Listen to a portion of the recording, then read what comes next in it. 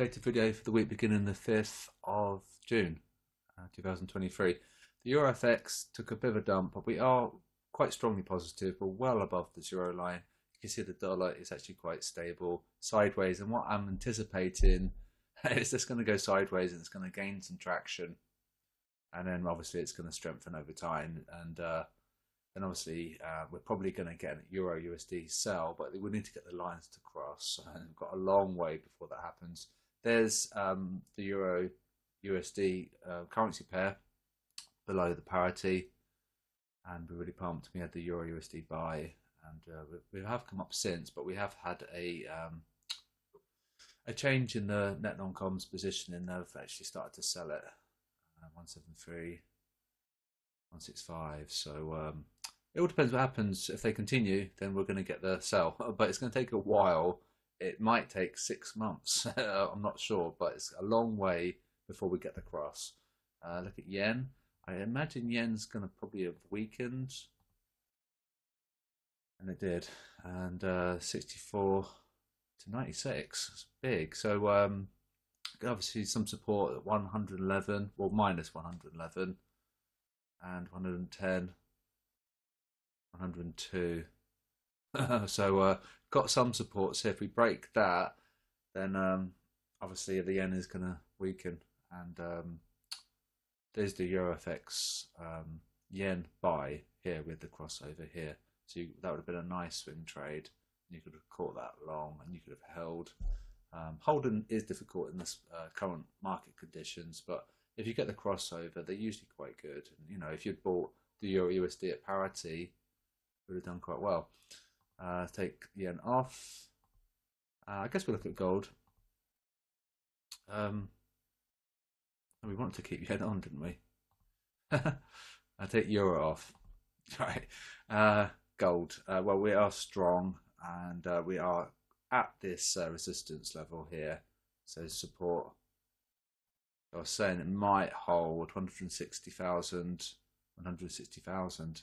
So it did hold. You're looking for supports in off these peaks and troughs, and so that has held, or has held, shall I say, 160,000. So quite strong. We are above the zero line, and we're more positive than we were the week prior. So we have 9,000 contracts. So it's quite a big increase.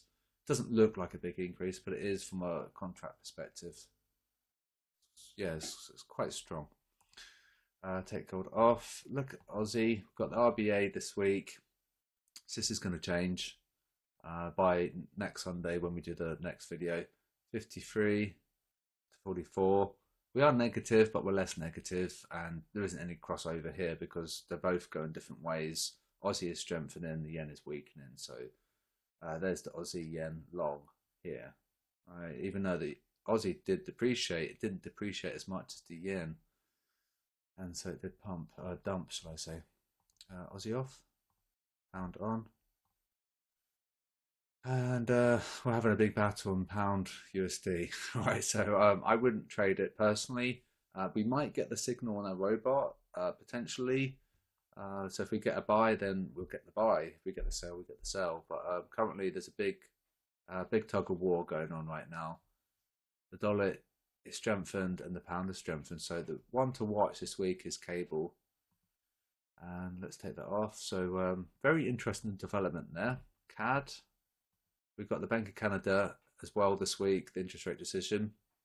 Quite a pump. We have really fallen. That was quite scary. And there's the CAD yen buy here, right? See the crossover, and you can see the CAD yen performance. It's doing well. So if you're looking for swing trade ideas, just looking for crossovers, it's quite simple. CAD off, done euro, done gold. We'll do the Kiwi. And we had broken out of that sideways chop here, and we just come back within it. And we are teetering on the zero. We are just teetering, just negative, just sideways. So, yeah, it is what it is, isn't it? There's no signal there. We were going to get an NU buy, a New Zealand dollar USD buy, but we didn't get the crossover, and they sold the Kiwi. It's just sideways on the New Zealand dollar, and I expect probably the same, probably with the Swiss franc. Oops, this one. Yeah, just sideways. We are gravitating higher ever so slightly. In fact, we're breaking above that range, aren't we? Minus 2,400. Yeah, we're just breaking above. So maybe some Swiss strength coming up if we go above the zero line. So keep an eye on this report next weekend, and we might go into positive territory. So the one of note is the pound USD. There's going to be a big battle this week, and there was definitely a continuation of yen weakness that we saw. And I think the dollar's probably going to go a little bit sideways. Inevitably, it's going to grind higher, and it's going to probably destroy a lot of accounts in the process. And that's it. So nice short video. There was a slight issue with the Patreon website, and a few people had their bank cards revoked. So what I've done in Telegram, there's a document on how to disconnect Discord and then reconnect Discord in the Patreon website. Once you've disconnected and reconnected, it then does a handshake, and then the Discord knows who you are, and it knows that you're a member or you're not a member, and then that's how it works. So it's quite cool, and it's basically like a security guard for the QuasiDB service. So you all need to make sure that the handshake's done correctly, otherwise you won't have access to Discord. So it's quite straightforward. There's not much to it. It's just simply a case of a Patreon website, settings, apps, Patreon, disconnect, then reconnect, and then click the invite link. So that was the stuff I've done off the top of my head. It's very simple, and there's not much to it at all, really.